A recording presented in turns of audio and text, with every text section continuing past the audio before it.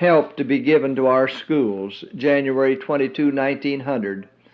I have not been able to sleep since 1 o'clock. I am troubled in regard to the debt on the Battle Creek College. I now ask the Review and Herald what it will do to relieve the situation. In the night season, I seem to see several looking over the account books of the Review and Herald.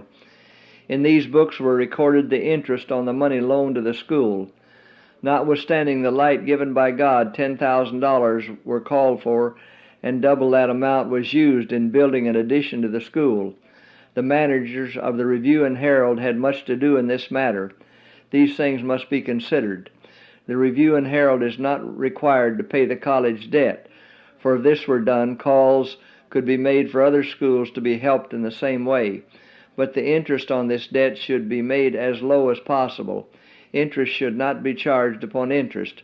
Neither should those who have loaned money charge a higher rate of interest than they themselves pay. One institution should have the tenderest and most kindly feelings for its sister institution. The work done in one is as much the Lord's work as the work done in the other.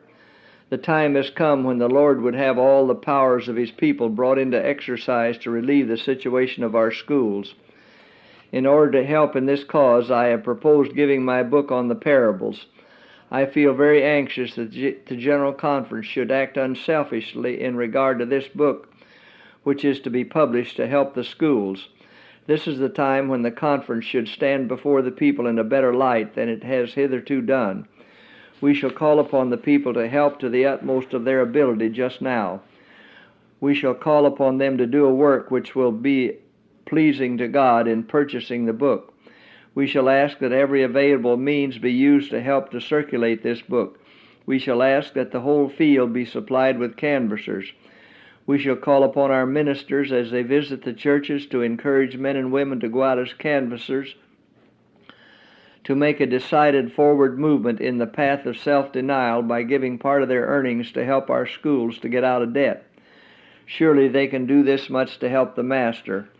A general movement is needed, but this must begin with individual movements. Let each member and each family and each church make determined efforts to deny self. Let us have the wholehearted cooperation on all in our ranks.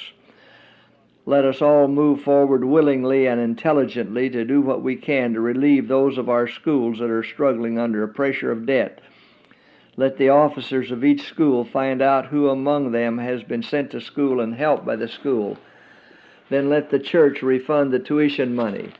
Let those who have had success in canvassing come up to the help of the Lord. As they handle this book, let them in the name of the Lord work in faith. The movement I have suggested will result in reconciliation.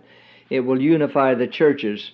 If all will help to lift the debts in our schools, the publishing house in Battle Creek will be strengthened to do its part.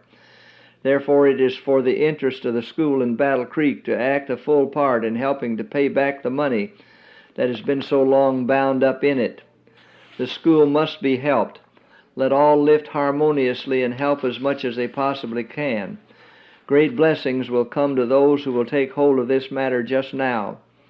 Let no discouragement be offered by our ministers as though it were not a proper thing to do. They should take hold of this work. If they do it aright, cheerfully, hopefully, and they will find in it a great blessing. The Lord does not force any man to work, but to those who will place themselves decidedly on His side, He will give a willing mind. He will bless the one who works out the Spirit which He works in.